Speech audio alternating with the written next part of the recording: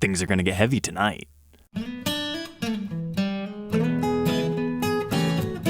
Welcome back, Troglodytes, to your daily dose of guitar information, the Trogly's Guitar Show. We've got an update to the Tray Tuesday series this week. Our first item to sell were the Quick Connect adapters. I decided to sell those separately from the pickup since they were already sliced off anyways. They weren't going to do us much good including them. So I put those on Reverb by themselves with a free project PCB. I said project because I wanted to see if I could take the pots off of this. And you can do that. You just have these 3 points back here and then another grounding one that you just have to heat up. But I don't have the solder sucker, so it made it really difficult. So I don't know if I damaged the board by doing that, so that's why I listed that as a freebie parts thing, because those connectors are well worth the $30 it was. But after reverb fees and shipping, we got about $35.50. And then the pickup sold about a week later. First on my website and then again on Reverb, so I had to cancel one of the transactions. But in total, parting out that whole Quick Connect 490 set, we got ourselves about another $105. Our P90 pickups also found a home. They sold for $200, so after fees and shipping, we were left with $84.46 to add to the cash coffer. Next up, we need to talk about those pamphlets that we briefly mentioned last week. They arrived about a week later, and there was somebody waiting for that awesome 1978 Gibson catalog. I love those things. But that one ended up selling for $140 USD, which might sound like a great price, but we had to ship it to New Zealand, which could have been as expensive as $70, but I went for the cheapest one at $20.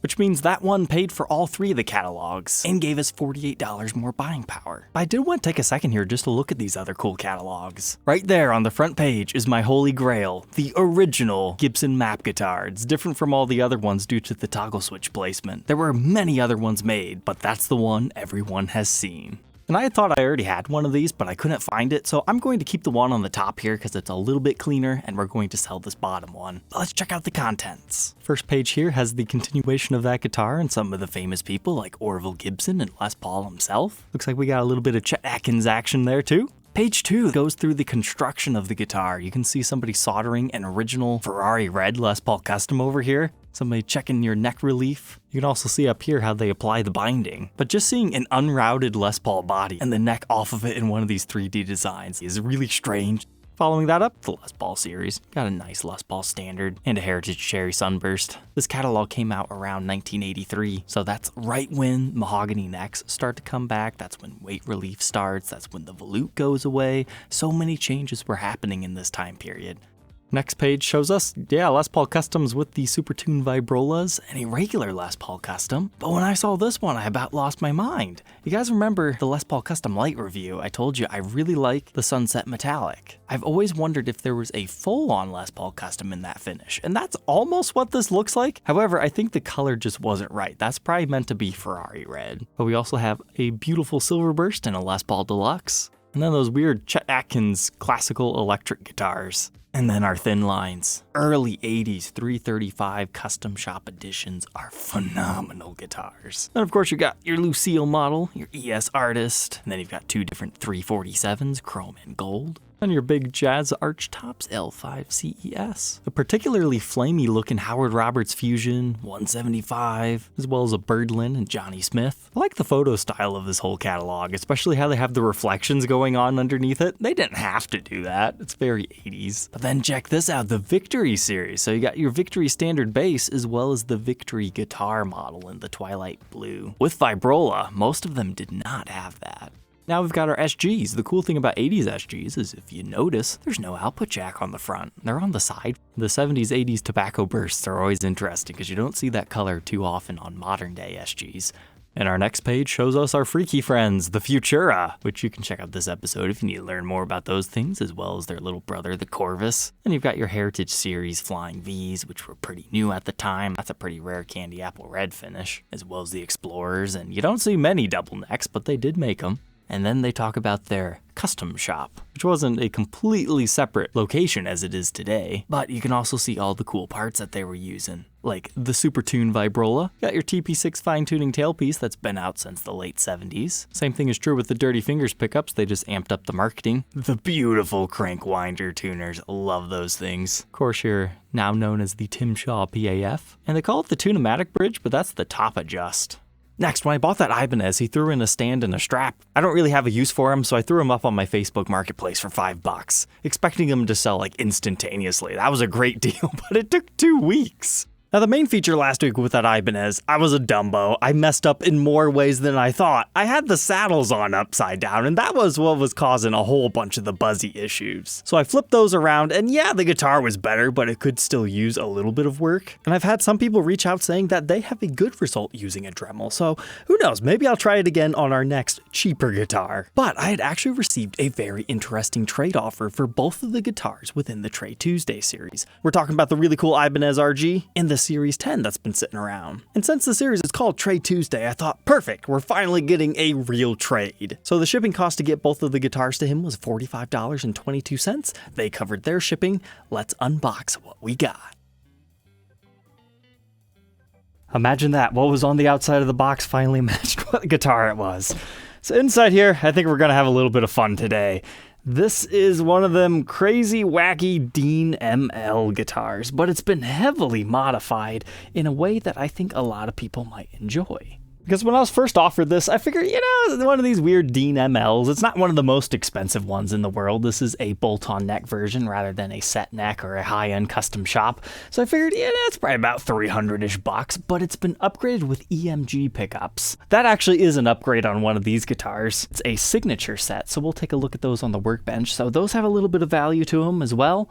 And then we've got this string butler up here, which, helps get our straight string pull. So there's a little bit of value associated with that. And this model did not originally come with a case.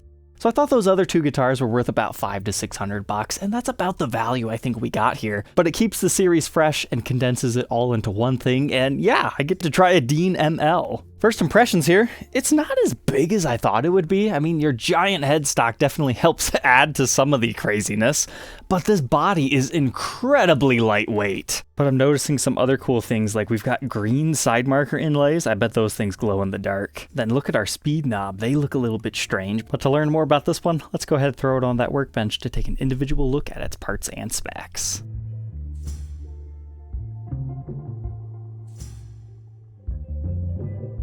Alright, let's dive in here. So I was told this was the EMG Zakk Wylde 8185 set. However, I'm not really sure how to verify that, because it just says 81 in the neck and 85 in the bridge, and even looking at Sweetwater's website, the ones that they call the Zakk Wylde set, they don't actually have the Zakk Wylde branding anywhere. So we at least have EMG 8185s, I can prove that much. But here's what our neck pickup cavity is looking like, and our bridge pickup cavity. You can definitely tell there's some chunks missing out of the wood.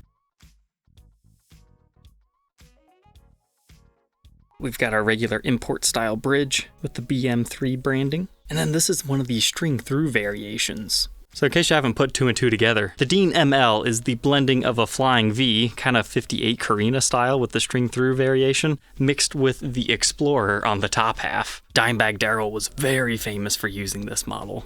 And he was also famous for doing this modification. So you see these little white rings over here?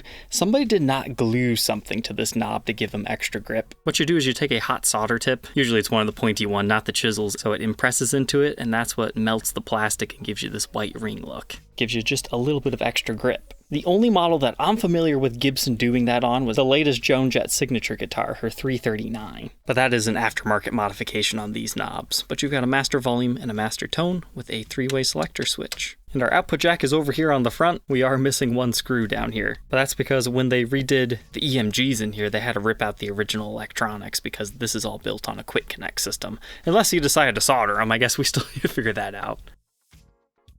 This guitar's utilizing a Polonia body. We've actually documented one of these. We had a Polonia-bodied, cheaper Dean guitar. And yeah, it's definitely super lightweight, and I love this finish. It's kind of like a greenish gray color. When he had first sent me photos of this guitar, I just thought it was like pure black. But the combination of this finish with the wood grain, I think it's pretty cool. But if you're interested in buying or trading for this one, there's some scratches. Most notably like right here in this area, very prominent in our output jack area. Somebody couldn't find where it was in the dark. Scratches there. Then over here, there's like a small dip in the finish. And kind of a deeper scratch or something going on there. However, for being a big, pointy, clunky guitar, usually they get all dinged up on the edges, and this one appears to be, for the most part, clean on the front.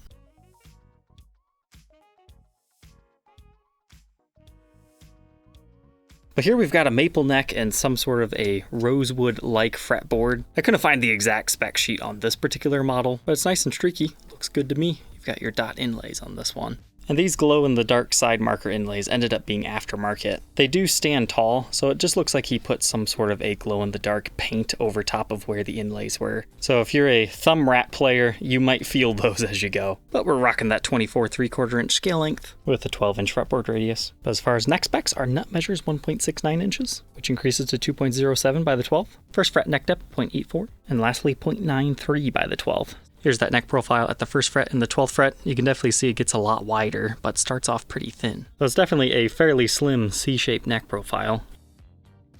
Now, moving on to our headstock. So we already kind of talked about the string butler, but this is an aftermarket part. So the whole point of this is normally our D-string tuner would kind of line up here at such an extreme angle, it makes it harder for the guitar to stay in tune. Having straight string pull into the nut definitely helps. So the whole point of a string butler is it introduces those roller saddles, which pinches the string right there and allows it to come into the nut straight on. It's kind of like what Gibson did on the 80s Moderns, except for they had to do that by necessity to even get the strings to the nut. Now there's a lot of guys that say the string butlers are absolutely worthless because if your nut's cut properly, you don't even need it. But if you don't live next to somebody who can rework your nut perfectly, it seems to be a good alternative for the time being. But you can see your results here. Looks pretty good, nice and straight. But you're probably curious, does this utilize like screws to keep it in place? No, it actually just goes underneath your tuners. So you loosen your washers, you put it underneath there, and you tighten it down. Now condition-wise, there is some sort of a mark right here. It looks like maybe a clip-on tuner was left. And looking at it, it looks like maybe the nut was replaced on this too. I'm not entirely sure, but it kind of looks like that. But other than that, just some light scratches, normal wear and tear.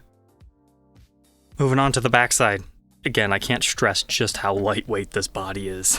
It's a little bit ridiculous seeing just how big this thing is, and then you pick it up and it's like a piece of styrofoam. Probably not the densest wood, and it would explain why most of the screws in this thing don't fully secure. But here's our string through ferrules, and here is our wiring cavity. From the factory, it would have had like regular tiny pots would be my guess, but this has been upgraded with the whole EMG Quick Connect system, as most EMGs are. And since you have active EMGs, you have to have a 9-volt battery in here. So it seems he did a pretty good job modifying this thing into becoming a modern metal machine. Which is great because that's what he said in his note that he was trying to do. Just like on our backplate, he decided to put with the EMG sticker that's included in the boxes there. And it looks like he added some shielding to the back. Also, since all that's a pretty tight fit, it looks like he upgraded the screws to like what you would use to secure wood together to secure it better. It does stick up just a tad. Strap button down here, then your other one is incorporated within your 4 bolt-on neck. The body is a full-on gloss finish, but the neck, it's not quite full gloss. They were going for some sort of a light satin, but yet it still feels like a semi-gloss. But you got a lot of nice ringy wood grain here, but you can see it's crafted with a scarf joint. So then they transition into a different type of wood. And here we've got our serial number, Y17010516. I would assume that makes it a 2017 model, but I could be wrong. And then we've got a big old Texas sticker up here that is not factory. It's hard to believe, but there you go. 6 pounds, 5.7 ounces for this massive chunk of a guitar. Yeah, that's pretty light for this. Let's go ahead, plug it in, and hear how it sounds.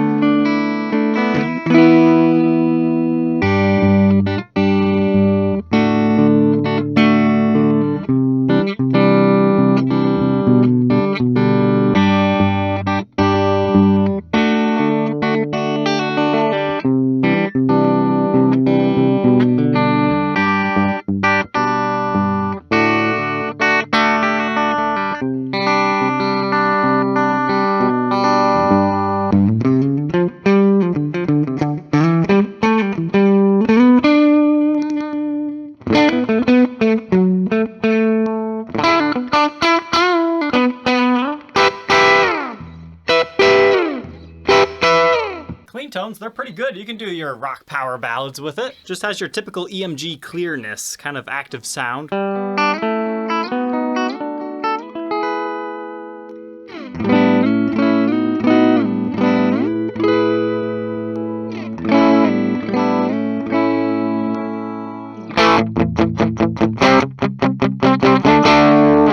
But it can easily get overdriven even on the clean channel. But now let's have the fun that you're supposed to have on these things.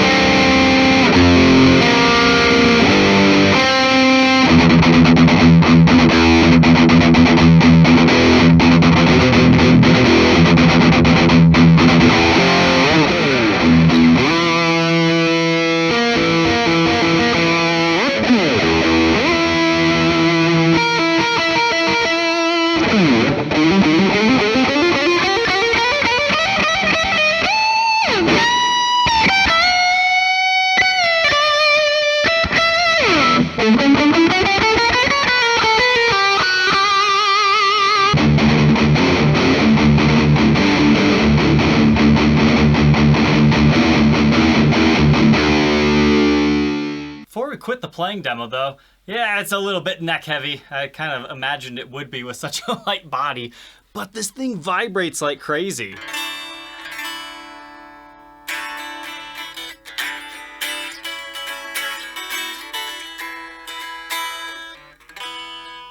And it's actually pretty loud acoustically, for an electric guitar anyways.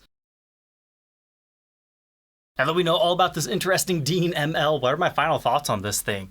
You know, if you're trying to play the music that these things are associated with, yes, this was a lot of fun. It was probably a good thing that the pickups were upgraded to these EMGs. The active pickups, they make those very impressive sounding solos very fluid, and I'm not the best guitar player in the world, and I still thought it sounded pretty good. Now, as far as the tuning stability, yeah, there's definitely a reason somebody put a string butler on here. I had to constantly tweak it, but it wasn't like, you know, dropping half steps or anything. It was just, you know, a couple of tweaks here and there. So I had a good time making this video. I hope you guys enjoyed watching it. So there's a few different ways we could go here. I could part out the pickups, part out the case, part out the guitar, but at least for the first couple of weeks, I'm gonna see if anybody wants it as the package deal. So if you have a trade offer, you can send it to tradetrogly@gmail.com, or you can find the buy it now price available on my website. Just remember, I don't take lesser offers than the posted price until after 1 week has passed. A, to give trades a chance at coming in, and B, just to keep it fair for everybody so people aren't waiting for like a price drop or something. So at the end of this episode, we've got the 70s, 80s Gibson Schaller tuners, which is our second set,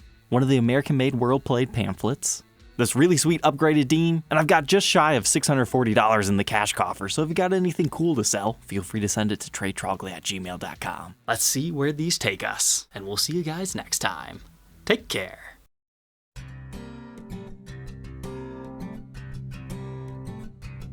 If you enjoyed tonight's episode, consider subscribing. I post videos like this every day, and you might even enjoy this next one.